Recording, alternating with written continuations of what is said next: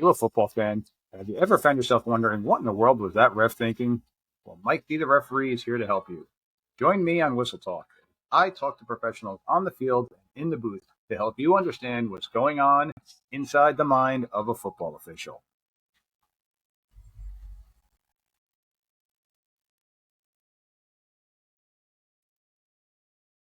All right, ladies and gentlemen, welcome back to another episode of Whistle Talk.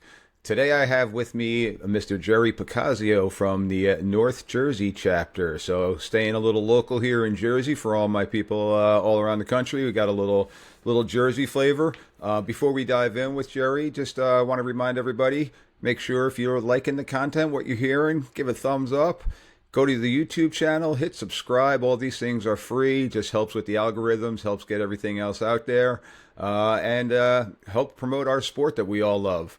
So once again, I've got Mr. Jerry Picazio joining us today. Jerry and I are going to dive into some free kick mechanics today. So we always talk about how fun the kick game is in the officiating world. So I got Jerry here to kind of help us out and lead us through. Jerry, good morning, sir. Thank you for joining us. Thank you, Mike. I really appreciate the invite, and looking forward to spending the next hour or so with you and talk about the free kick rules and mechanics, and maybe anything else that pops up during the way. So I really appreciate it again. Absolutely. I appreciate you taking the time out of your schedule. Football season's a couple days away now for us with our scrimmage schedule here in New Jersey, so it's starting to get down there. Yes. So Jerry, tell our listeners a little bit about yourselves and your background in the officiating world. Okay. Well, I officiate three sports. I football, basketball, and baseball. I've been doing football. Believe it or not, this is my 47th season coming up. Okay. Thank you. I started right when I was a senior in college, and I never gave it up. I love it. It's a lot of fun, and now I was a few years ago the past president of NJFOA North. I'm the current mechanics chairman for NJFOA North. I've been the chairman for, I think this is my 11th year. I also am second chair in teaching of the cadets. I think I've done that for about 6 or 7 years or so. So I'm heavily involved. I love it, and I always try to give back to the organization as much as I can. So that's why I'm kind of here today and to help out. So that's my background.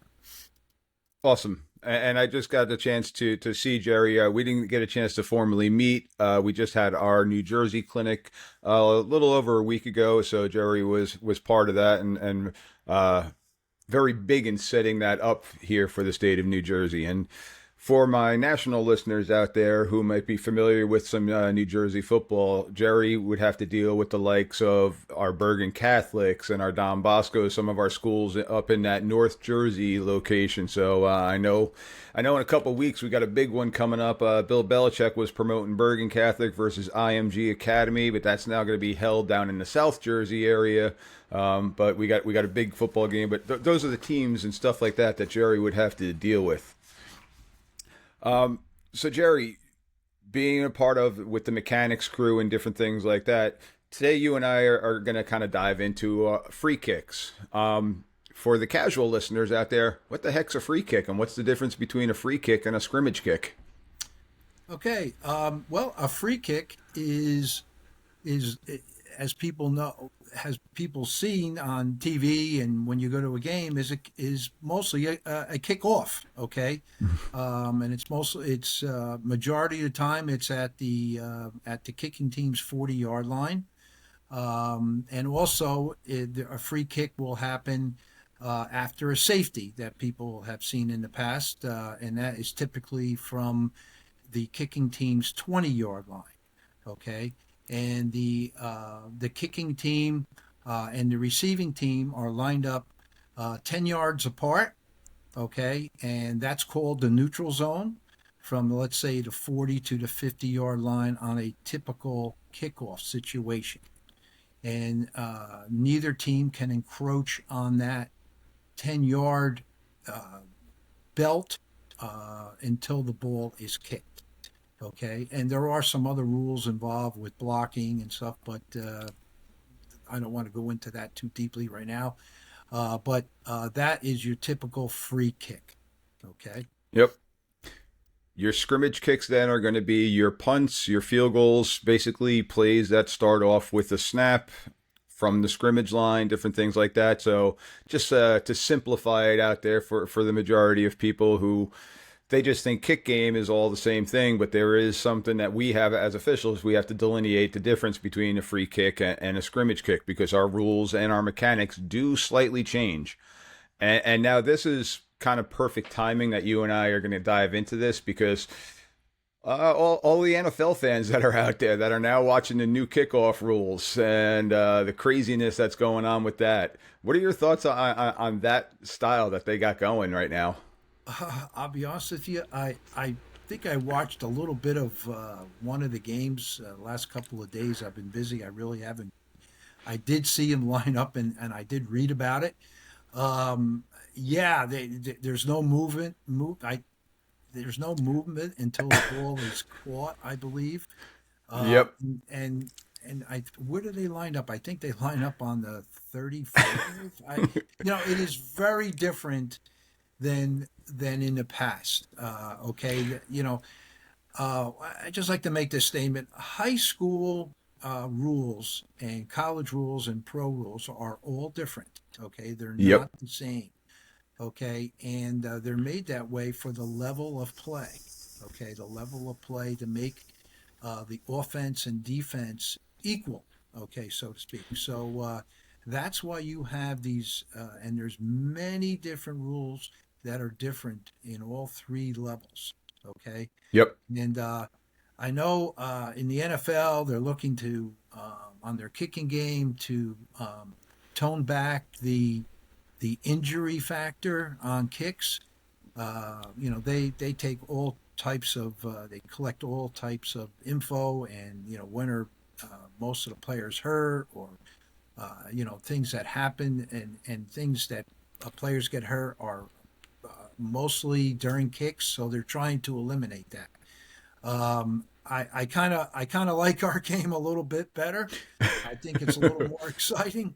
Yep. I don't think that the injury factor in high school is as much as they are in, say, the college game and the pro game, because the speed of the game is different. It's not as Yes. fast. The players are not as big.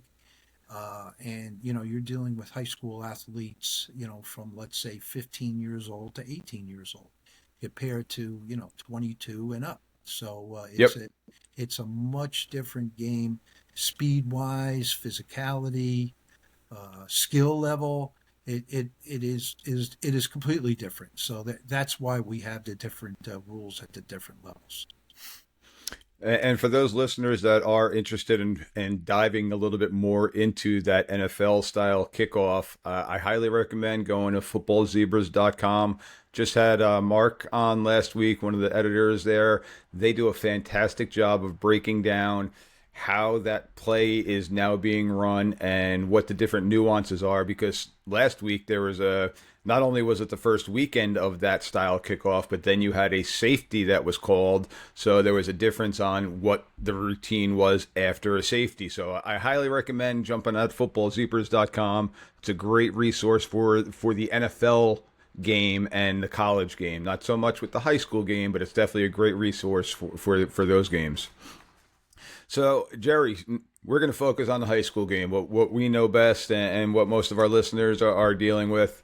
So, here in New Jersey, we have 6-man crews now. We've kind of transitioned fully over. There's not many 5-man mechanic crews anymore, which I know across the country there still are a lot of 5-man crews. But we've had a couple different mechanic changes in the last couple of years when it comes to our free kick. So you mind telling the listeners a little bit about some of the mechanic changes, and start off with the easy one with the umpire? Yes. The way, let me just back up a second. We have a process here in New Jersey on how we can have mechanics changes. We have a state mechanics committee, which I do sit on that, and we entertain suggestions from any member of our association statewide on what they would like to see as a mechanics change. And we sit and we kind of have a meeting on this. It's usually a couple of hours, and we hash out every suggestion. And sometimes we just push them aside that we don't really agree with them, but there's some discussion on many of them. And this was one that was changed a number of not too long ago. I don't know, 2-3 years ago, where we used to have the umpire. He would be on he would be on the 50-yard line, but we moved him from that point to in back of the kicking team, approximately 7 to 10 yards behind the kicker. And now we have the field judge on one side on the 50, and the side judge on the 40-yard line, Yep. on the respective lines of each team. And we have the short wings, so to speak, the line judge and the linesman and the referee. They line up on the goal line on the receiving team, and that's how we set up for a typical free kick. Okay, no matter whether that's from the 40-yard line to 45, or if it's moved by penalty or after a safety. Yep. That's a typical lineup. So now, what was the thought process with taking? So now I'm an umpire myself, and a couple of years back, like you said, we were on the 50-yard line. Now we were always responsible for the kicking team, so equipment, different things like that. What was the thought process of taking the U from the line of scrimmage off the side of the field now to behind the kicker and being basically in the middle of the field? Okay. Yes, we had the umpire would be on the 50, like you just stated, and on the excuse me, on the 40, and the side judge and the field judge would line up on the 50. So we would have two people on the 50-yard line on the receiving team's side of the ball. We had a discussion about that to move the umpire behind the kicker. And the reason why we kind of did that, because the mechanic was, when the ball was kicked, the umpire would be on the sideline, and he would have to jog to the middle of the field, so in a looping fashion. Say you're on the 50, so we Yep. want you to go into the middle of the field after the ball is kicked. So you're moving, okay, and you're moving down the field. And we just felt that it was kind of uh, a little bit of a wasted effort by the umpire to do that. So we had much discussion on that. So we changed the umpire to be behind the kicker, and we we felt that would be better because when the ball is kicked, the umpire is already there in the middle of the field. He can see. We have a rule of a pop-up kick. He can Yep. rule on that. He can rule on better on if there's a short kick in the middle of the field. He's already there. He has a much better look than running onto the field in a looping fashion to get to the middle. He's already there. So, and uh, when after the ball is dead, say it's run back, and the umpire is already in the middle of the field where he's going to set up for the first play of the change of possession. So it all made sense. And I think the last 3 years, 3 or 4 years, something like that, we changed it, and I think the guys really like it. It's a much better mechanic, and it's been working well. So we just left it alone. We haven't changed it since that time. So Yeah, I could definitely add to it. I definitely enjoy being out there as opposed to being on the sideline. For me personally, one of the main reasons I truly like it is I'm having a conversation with the kicker. Some of the games that you go to, you get the Friday night lights, you get the loud crowd and whatnot, maybe even the wind howling. Sometimes the kickers don't hear the ready for play whistle. So I'm usually standing. I got my focus point is looking at that ball for that pop up kick, but I'm usually standing next to the kicker, letting them know, okay, ready for play. I'm like, all right, son, it's on you, and then I kind of back out so that I'm out of their peripheral vision. And I now once the ball is kicked, we've talked about it in other episodes where we all have different keys in different areas that we're focused on. Well, me as the umpire in the middle of the field, my keys are still the kicking team going down the middle of the field. So I'm making sure there's not an illegal block, a block in the back, different things like that, somebody getting cut block. When I was coming off the sideline to try to get to that area to read my keys, well, Ed Camp has taught me you want to have sniper eyes. You want to kind of be there and stable and looking at what you're doing as opposed to kind of running out to get to your keys. So this kind of puts us right in that position to catch those keys on that play. So I definitely think it was a great change in the mechanic for me personally. I think that worked very well. yeah, and just to add that a little bit, you brought up a good point where now with the umpire in the middle of the field, on the kick, yeah, he gets a chance to talk to the kicker. Maybe there, you ask them, sometimes, you know, where you're going to kick the ball or something. You get a little idea, okay? And also, the referee, I'm kind of looking at you to make sure, I'm back on the goal line. So I'm looking kind of like at you, or when you put up your hand and you're ready and everybody is ready. So that's when I can blow the ready for play and they can and kick the ball off. And absolutely, when you're already in the middle of the field, like you just said, you come down and you don't have to rush to the middle of the field. You're already there. You're not sprinting or running hard. You can. It's a proven fact that we see more when we're staying still. Okay, so when you're running down the field and you run down 10 or so yards, 15 yards, and you stop, you can see a lot better than you can, a lot more accurately than when you're moving. And that's another reason why we made the change too. So it's all good information, all good stuff. Yep. And now another thing with that, prior to when the umpire was on the sideline, is we would have one of the deep wings now, and like you mentioned, I said before that I was on the 50. I meant I was on the 40, so I'm on the kicking team side, kicking from the 40-yard line. Right. But having our deep officials then on the 40 and the 50, well, one of them would have to kind of peripher their vision to see if it was a pop-up kick or not.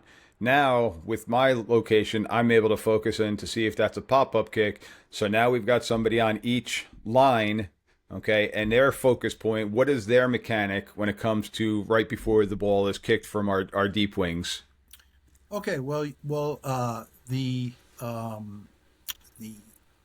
let's see if I have this correct.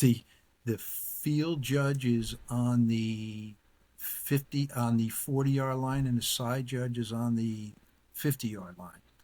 They're on the opposite side of the field, and the one that's on the 40-yard line, which is the kicker's line, okay, obviously he's going to be looking down the ball to make sure that the ball is kicked before anyone crosses the 40-yard line. That's his main job, okay, Yep. when the ball is kicked, okay.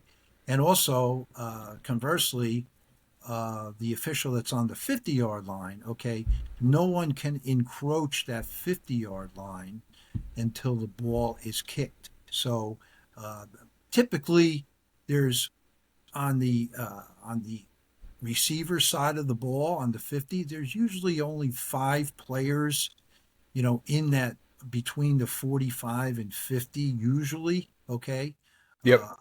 unless they are looking for an onside kick, but that's a little different mechanic that we have. But typically, that's what the two wings are doing on the kickoff. Okay, and again, the U has a great look at the what we have as a new rule, which was put in a few years ago on the pop-up kick.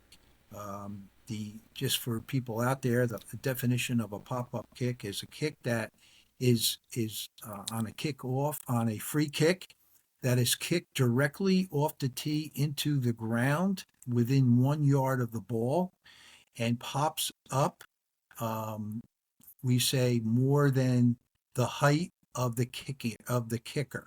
Okay, and if you have that, okay, and usually it's drilled into the ground, pops up, so it's like a kickoff that it tends to be looks like a high short kick, but it's into the ground, and it's now a foul. It's a dead ball foul.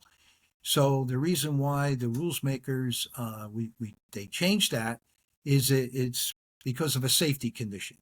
Okay, if Yep. you kick the ball directly into the ground and it pops up into the air and it goes about 10 to 15 yards in the air, it's technically a free ball now. Okay, so Yep. as a receiver, and my focus of concentration is catching the football. I literally can be blocked, okay, while I'm looking at the football. So it's a safety factor, and that's why they made this rule change a couple of years ago. So. Jerry, I'm not gonna lie. My coaching days, I used to coach up at Montclair State when I first started coaching, and I was helping out with our special teams. And we had it designed that we had three designated players when we were going for an onside kick whose sole purpose was to sprint 10 yards and blow up the other team so that the ball would be able to hit the ground. And Right. exactly in that scenario where their eyes are focused up on trying to catch the ball, and all of a sudden they're getting a shoulder pad right in their chest and getting blown up.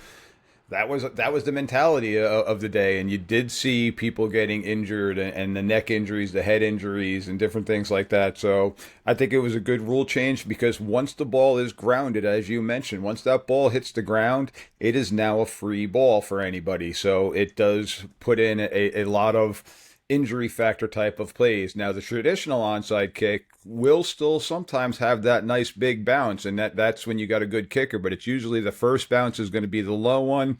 Possibly it's on the second bounce now that it takes that high arcing bounce.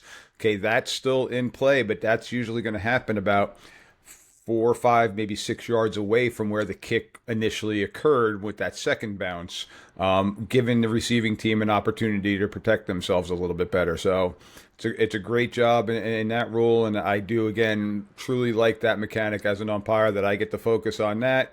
Plus, I also have a great sight line. I'm 6'3", so if the ball, I kind of played by me. If the ball goes over my head, it's going to be a foul. If the ball stays Yes. low on that, I'm gonna let it go. So it kind of makes it a little bit easier for me. Yes. Yeah. So Good point. Yes. So now moving down the field, we got our, you said our short wings now are on the goal line along with our referee. What's their mechanic? What's their thought process when they're down there? Just the short wings first. We'll start with. Okay. Well, the short wings they line up on the goal line a little bit outside the pylons. Okay. And once the ball is kicked, we do not want them on a typical kick that say goes down to say from the 20-yard line to the goal line, somewhere in that area. We do not want them coming off that goal line until the ball is possessed, until the kick ends. Okay.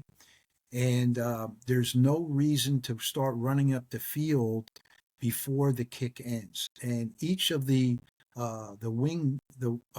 short wings, their responsibility when the ball is kicked is they have the widest person, what the widest player on the kicking team on each side of the field. So you have a line of players from the kicking team. So the player that are closest to the sideline on each side of the field, that's their player that they're looking at when the ball is kicked. They're going to get down the field probably the quickest. Okay, so and they are that key is from the 25-yard in to the goal line. Okay, so once they get down, so in that area, and also we we split the field into 6 segments on a kickoff, okay, or on a free kick, okay. Obviously, the you want to say the head linesman on one side of the field, he has from the 25-yard line in from the sideline to the hash marks. Okay, the referee has the hash marks inside the hash marks from hash mark to hash mark up to like the 25-yard line, and then the head linesman on the other side of the field, the same scenario. They have from like the 25-yard line to the goal line, and also to the hash marks. It's kind of like their zone. Okay, now it depends what happens, where the ball is, where it's kicked, where the players are. All this changes. Okay, all this will Yep. change. We have a saying: we don't want our officials refereeing air. So if the ball is kicked on one side of the field and the head linesman is, say, on the opposite side from where the ball was kicked, so we want him to pick up players that are coming down the field that are kind of turning towards the ball. We want them, you want him looking or her looking at players' collisions at that point. Okay, we don't want them saying, I'm going to just take my area and there's no one in my area, so I'm going to referee air. We don't want that. Okay, Nope. pick a couple players and zoom in on them on the kick. That there's a lot going on. Okay, we want them to look for, you want to say, low blocks, block in the back, holding, those kind of fouls. Okay, and that's what you typically have on a free kick. Those three types of fouls. So Yep. and the the field judge and the side judge, when the ball is kicked, we don't want them sprinting down the field. We want them to kind of drift down the field, maybe 10 or 15 yards. Remember, one is on the 40 and one is on the 50. So when the ball is kicked, we want them drifting down the field, and they have their zones from, you want to say, from the 40, the official that's on the 40, which is the free kick line of the kicking team, about 25 yards down, okay, and to the hash mark, okay, and the same thing on the opposite side of the field. And the umpire has the middle of the field in between the hash marks. You want to say down to like the 25, 30-yard line. So that's how we cover the field on a typical free kick. And, everybody has a zone to take care of. Again, when the ball is, say, in one of the side zones, then you may, obviously pick up people that may be in another zone.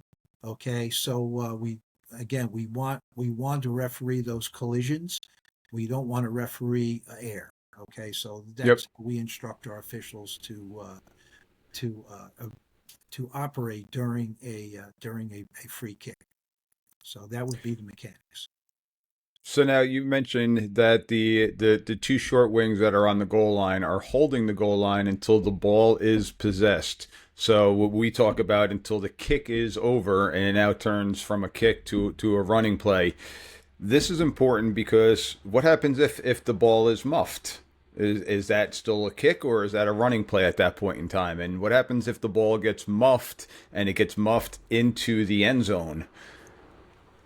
Yes, well, very good point. We want the wings to stay still until the ball is possessed, because I have I have so much tape on where officials, the ball is in the air, it's a little short, say it's coming down like on the 20-yard line, and they start to move off the goal line, and guess what happens? The ball hits the ground, okay? It skips by the receiver, okay? And now that those two officials, they're running up the field, they have to stop, and then they're backpedaling towards the goal line because they are responsible for the goal line, okay? Yep. So, and same thing with the referee. We want the referee, excuse me, to hold his spot until the ball is possessed, because we've seen it where, yes, the ball comes down, and say the receiver, he's on the 15 or 20, and the ball, he muffs it. A muff is, the definition of a muff is a ball that is touched but is not possessed. So once once the ball is muffed, it's anyone's ball at that point in time. Well, it's going to be anyone's ball after the ball is goes travels 10 yards. So it's a 10 free ball no yards. matter what. But we do not want the officials on the goal line to move, because typically in any play for the Wings, okay, they on running plays, they stay 5 to 10 yards behind the runner during a typical scrimmage down. If they get if the runner passes them, we want them to stay and follow the play. So we want them to do the same thing on a kickoff. Once the ball is possessed, come off the goal line, come up the sidelines, looking in your area, okay, and you're looking at blocks in front of the runner. You don't want to get too far up the field. You want to stay a nice, comfortable, say 10 yards behind the runner. You can still see everything, okay? And then once the runner is down, you come up and you square off to get the spot. That's how our mechanic, that's how we want our officials to work that type of a mechanic, okay? To do that, come up on the sidelines, stay out of bounds, do not go on the field. And once the tackle is made, come up, and we want them to do a 90-degree turn from the sideline to where the spot of the runner is down, okay? And then come in, and once the runner is down, we want them to stop the clock, because it's a turnover, it's a change of possession at that point in time. And that would be the mechanic for both the wing officials coming up the field. Yep. And then you'll still have the referee kind of trailing behind, trying to clean up and look for anything that's kind of behind the play, and any type of late hit type of scenario. So dead ball officiating is definitely key when it comes to our free kick game. Another key element that I got to highlight too is in the high school game, once the ball crosses the goal line, we got a touchback. Okay, it's not like the college game. It's not like the NFL where, again, you can have a 108-yard return, crosses the end zone, crosses that goal line. Okay, it is a touchback. So on that muff play, because possession was not gained, we're going to have a touchback instead of a touchdown if K recovers the ball off the muff in the end zone, because once that ball crosses that goal line, we're killing it. We're killing it, and we're waving and we're stopping play for a touchback. Very good point. Yes, in the high school game, which is different in college and the pros. Okay, a free kick, once it crosses the goal line of ours goal line, we call it another word. You can call it another. It's a plane. We call it a waterfall. So once that ball crosses the waterfall without being possessed by by the return team. So if we have a kick that's on the ground, touched by R, not touched by R, or touched by R, touched by K, it's still loose. The kick never ends, okay? And the ball crosses the goal line. No matter what happens before that, it really doesn't matter. The touching means nothing, okay? So we would have a touchback in the high school game, okay? Yep. Way back when I was a cadet, we had this instructor named Edgar Cartado, and he he would drill this into our heads, and he would say this: a kick is a kick is a kick is a kick. And what that means is that the kick never ends until the ball is possessed or goes out of bounds. Okay? Yep. Goes out of bounds, it's ended. Okay? But we don't want that blown dead. Or remember, if it's touched by, it doesn't matter how many players touch the ball, if it's never possessed and it ends up going across the goal line, the kick never ended. So we would blow that dead and would be a touchback. So that's a kick, it's a kick, it's a kick, it's a kick until it's not a kick. So that's how we kind of, and I kind of still teach it the same way today, because it just makes sense, and it got you'd be surprised on how many people, how many guys they lose track of that, and you have to realize that you can't have anything else but a touchback if that ball crosses the line, if it's not possessed. So. Yep, we kind of use the same motto with my crew. We always talk about a kick is a kick. And we actually had a scenario either this past season or last season, and our crew did a great job. They held the goal line. The returner was actually in the end zone. The ball bounced, I don't remember exactly where, 10, 15-yard line, but the kick was a little bit short. The returner was deep.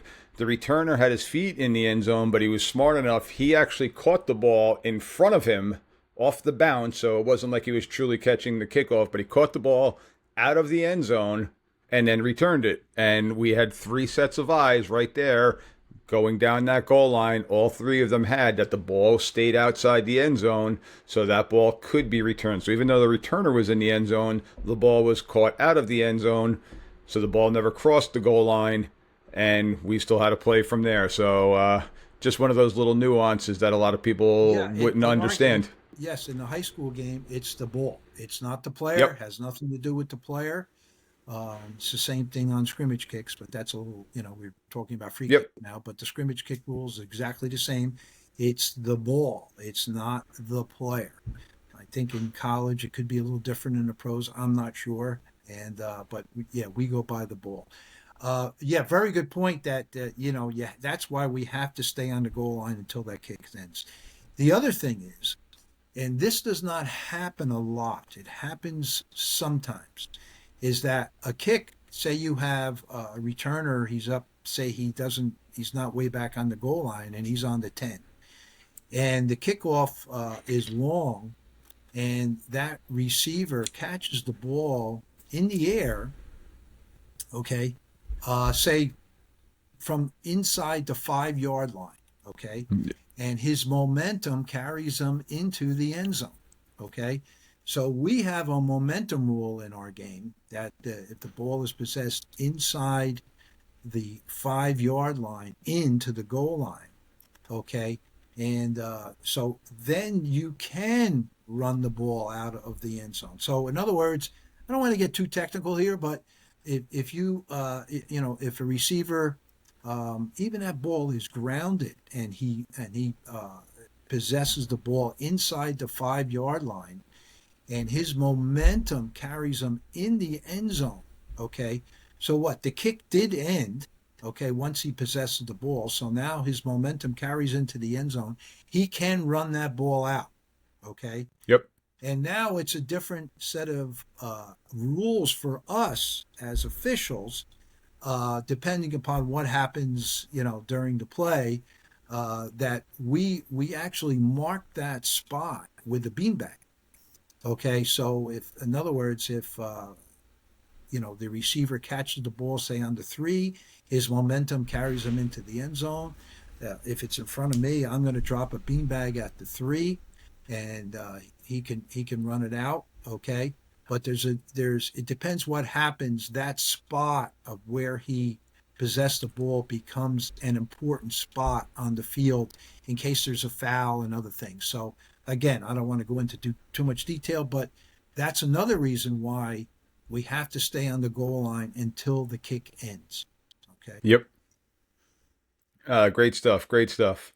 So I think we hit pretty much on the mechanics aspect of it. So I got a couple of clips that I'd like to show you, and I'll talk our listeners through a couple different scenarios. And as officials, we always talk about the craziest plays tend to happen on the kickoff. First of all, you got a lot of open field type of plays going on, so you do have some big collisions, but people try different plays and different wacky plays. So we're going to go through a couple different scrimmage kick scenarios here with you, Jer. Okay. So our first one, let me get this to pop up. All right, should be able to see it now. So K is coming out. we got a legal formation. Now, for my fans out there, you'll notice that the umpire is behind. Kicker's declared himself, and now we got a short little kickoff. Little dribbler right off the tee. I'm just going to replay it. Actually, there you go. I could put the loop on. So you'll see the kicker basically kicks the ball, grounds it. So we got a legitimate onside kick. It hits the ground, and then the ball is recovered right at, looks like basically the 49 and a half of the receiving team. We got anything illegal with this play, Jer? As I see it right now, no. Okay. I just want to bring up the mechanics. This is obviously, if you want to go back a little bit and just stop it on the kickoff, we have different mechanics when there's going to be a obvious onside kick. A Yep. obvious onside kick. And what we mean by obvious is it's either at the end of the first half, okay, or the most of the time it's at the end of the game where the kicking team scored and they're still down.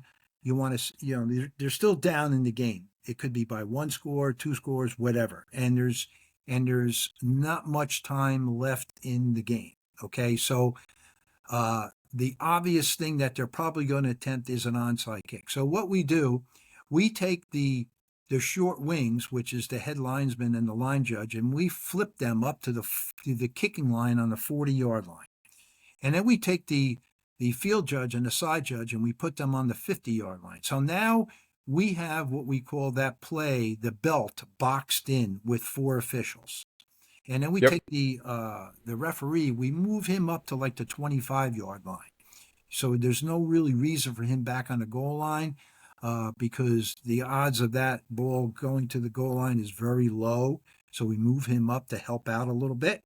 But mostly it's on the shoulders of those four officials on the two on the 40 and two on the 50. Okay. Yep. We want the field judge and the side judge on the 50 to have their bean bags ready in their hand. Okay. Because remember, the ball has to go 10 yards before the receiving team can possess the ball or touch the ball. Okay. Unless R touches it first. Okay. So that's the rule. All right. So if K touches that ball at the 49-yard line on their side of the ball, okay, their side of the 50. Yep. So only a 9-yard kick. It's only a 9-yard kick. So we're gonna have a beanbag. It's not a foul.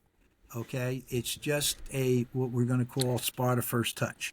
Okay, so that's what we want our officials to be ready for. We also want them to be ready for when the ball, if the ball is touched and the ball is recovered, we want them to get to that pile as soon as possible. Okay, because there's a lot of stuff going on at the bottom of that pile or around that pile. So oh yeah, that it's important. So. On this play, the ball is driven into the ground, but it doesn't pop up higher than the kicker's head, so it's a legal kick. Okay, so if you want to let it run again, let's take a look.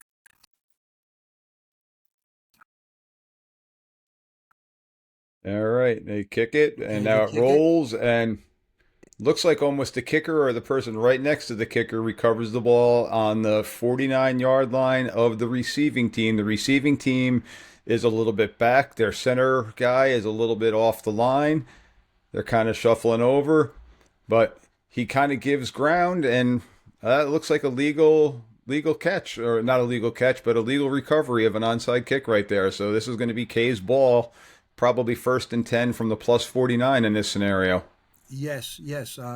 Looking at this play, it was done properly. The ball was not touched before it went 10 yards. The other rule we have that R can recover this ball, but they cannot advance it. So once they recover the ball is dead. Okay, and it would be K's ball at that spot. Okay, so that's our rule. All right, so there's one. Let's go to our next play here. So our next play is a little bit of an interesting one, and not the greatest camera angle, but we got a free kick, and the ball comes up a little bit short, bounces around, and all of a sudden somebody from the kicking team, because the ball is in the air, swats the ball towards the R's goal line. Okay, so they try to bat the ball away from the receiving team. The ball's grounded, so it's up in the air. It hits the ground, and all of a sudden you see the kicking team kid smack the ball forward, not backwards. Okay, to try to recover it. And you'll notice on the film right away, we got our referee is right there, and he throws a flag. What do we got a flag for? Okay, yeah, this is a very interesting play. I'll be honest with you, this is the first time I've seen this happen. It's very good. It's very interesting, and the referee had a great call on this. Um, yeah, we have a rule that no matter on where you are on the field, no once the ball is grounded, neither team can bat the ball with their leg or with their hand or arm. It cannot bat it in any direction. Okay, so in this scenario, the ball came down, it hit the ground. The kicking team batted the ball towards the goal line. Okay, while the ball hit the ground and was up in the air in a batting motion, he batted it forward. Okay, so that would be a foul. Okay, Yep. and let's see, don't know who recovered this ball. I think it was the I think. receiving team did cover this ball. Okay, Yep. so there would be a again, don't want to go into like rules here, but they would have a choice. Okay, of taking that ball. Looks like he recovered on the 20-yard line. The receiving team can illegal batting is 10 yards. Okay, and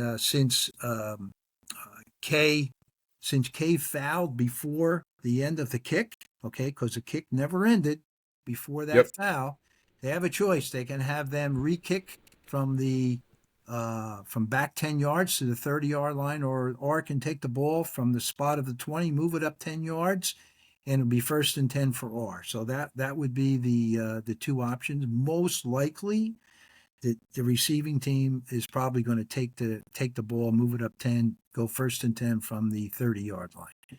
So And that is something too that we kind of recently, not we, but the association kind of changed in recent years, because they are trying to limit the amount of kickoffs, because it still does happen with the injury. So giving now R the option of taking possession and moving up from the end of that run in that scenario, where a lot of times you would see just the re-kickoff. So it's something that giving them that added option of taking the result of the play plus now the penalty yards tacked onto it.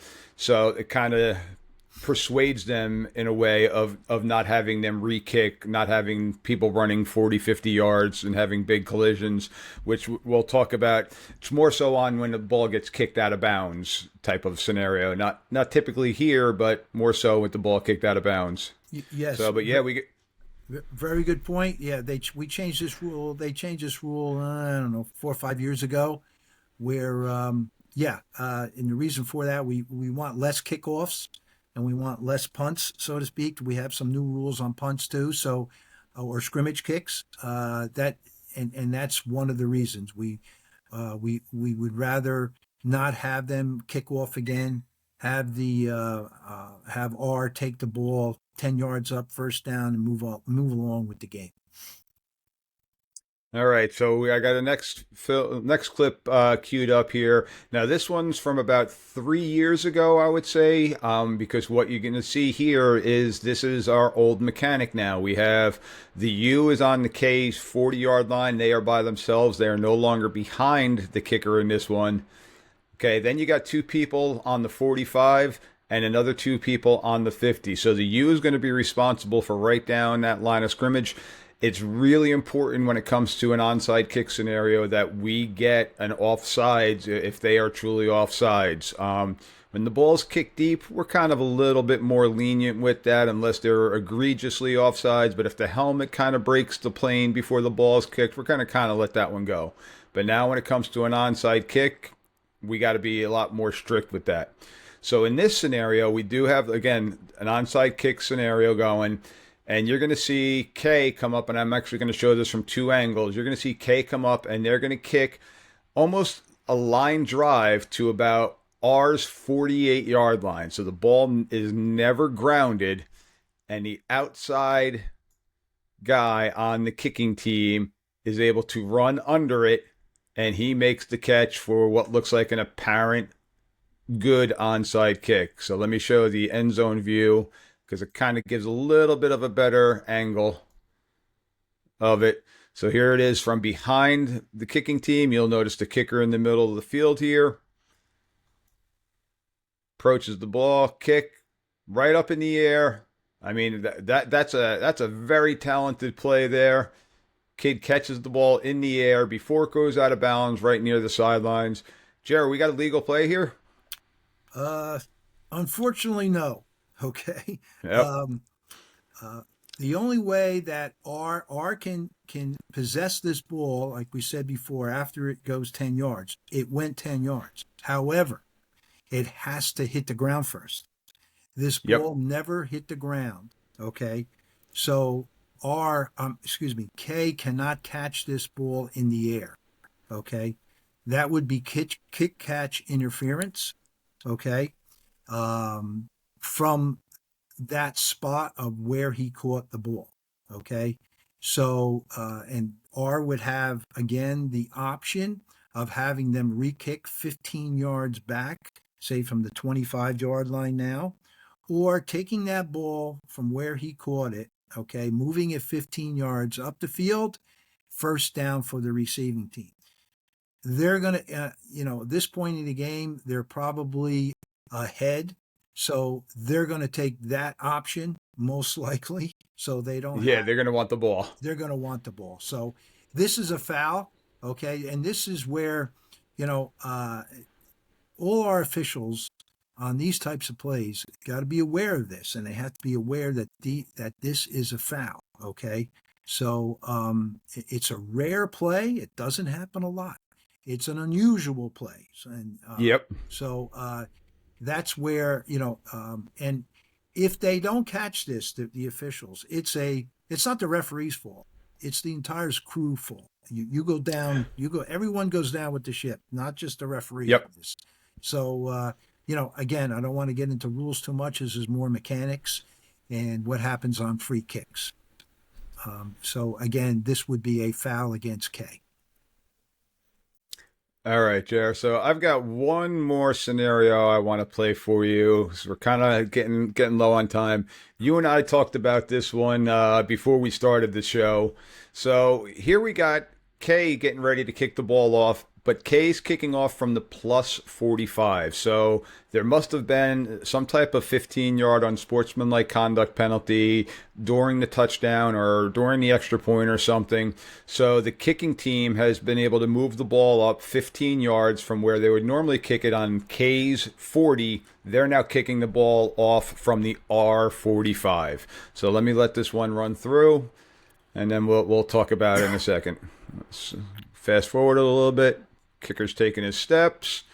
We got a legal formation. Kicker approaches the ball, kicks the ball, but he shanks it. And the ball goes out of bounds at what looks like the 10-yard line.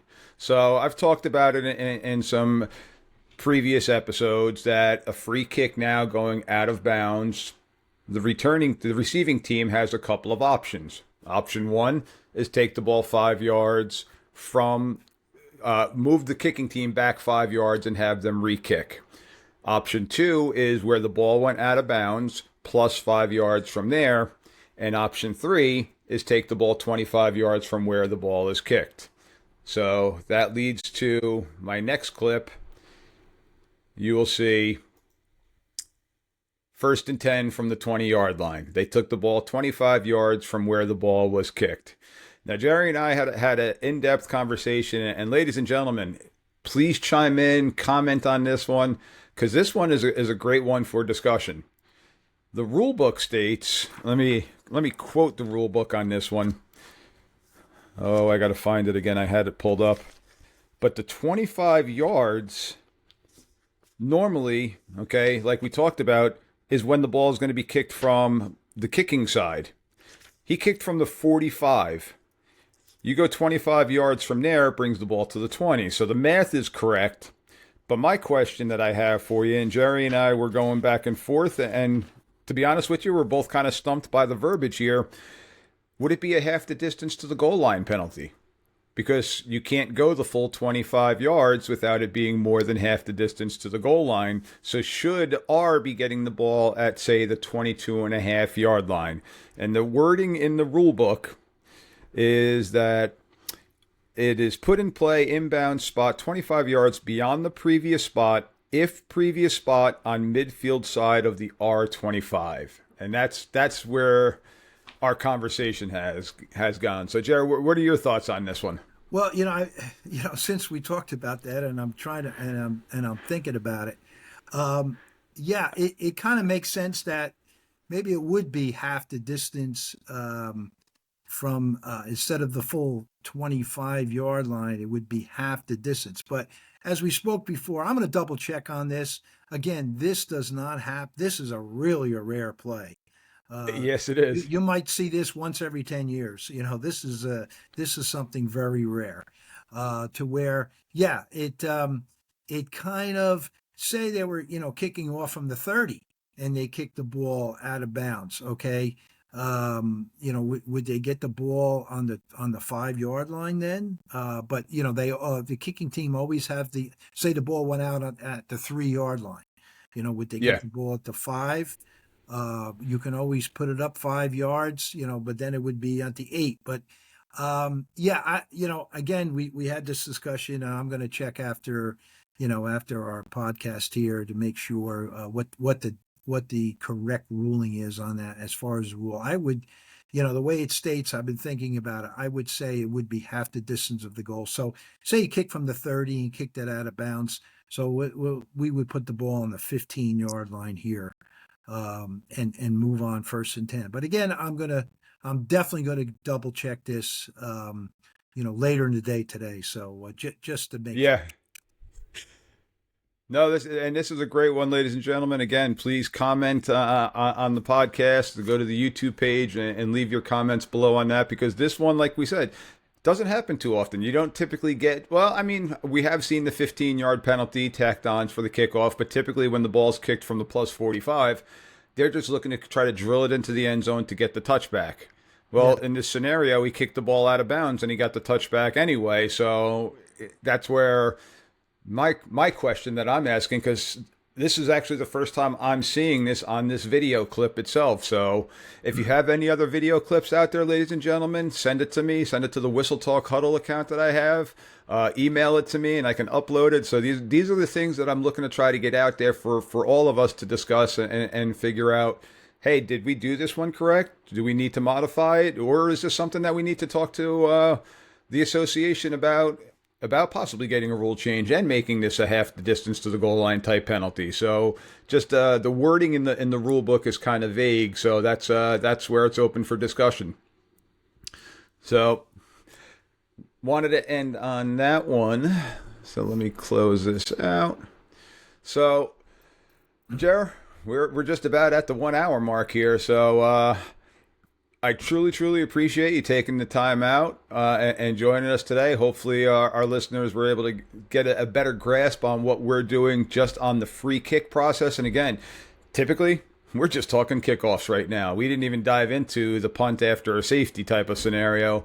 So all these little intricacies and nuances that go into the sport that we love, just on a play that happens maybe 4, 5, 6 times a game, these are the plays that could separate the game, could be the biggest game changers. Special teams tends to be the biggest game changers in the sport when something wacky happens. So it's that important.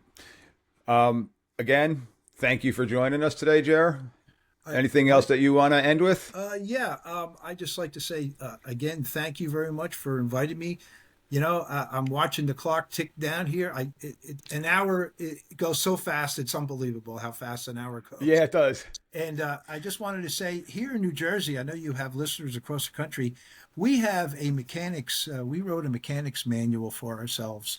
We use 6-man mechanics, as we've been discussing all the last past hour, and it's over 100 pages long. It's comprehensive for every position on the field, every play.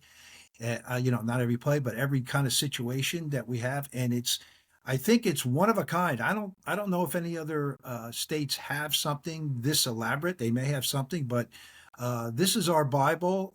It's a living document, and we change it. There's changes every year to it. So we always want to move forward. We don't want to stay stagnant and say there's never any changes to mechanics or what we're looking to do in football. Football is a changing game, and we want to change with it. So again, Mike, thank you very much, and I appreciate the time.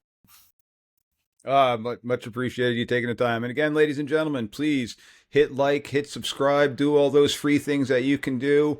Okay, we got more episodes coming up, and I'm not gonna lie to you, I still got some other free kick clips that I want to go over, and take that for a whole nother episode, because we got stuff off the safeties too. So there's still more that we can dive into just on the free kicks. Again, you have any clips out there, coaches, other officials, other associations, send those clips over to Whistle Talk right on Huddle. You'll be able to find me there. Check out my YouTube page. Just search for Mike D, the referee, social media, Twitter, all that fun stuff. I'm out there, so reach out. Let's keep growing this game. Once again, Jer, thank you very much for joining us today, and I hope you have a fantastic season going forward. Thank you again. Okay. See you soon, Mike. Take care. Take care. Bye. If you're enjoying today's show and you want to show your appreciation to Mike D, you can buy him a beer by clicking on the link in the show notes or go to buymeacoffee.com/Mike D the referee. And as always, make sure to click follow and give 5 stars. Thanks for listening. Cheers.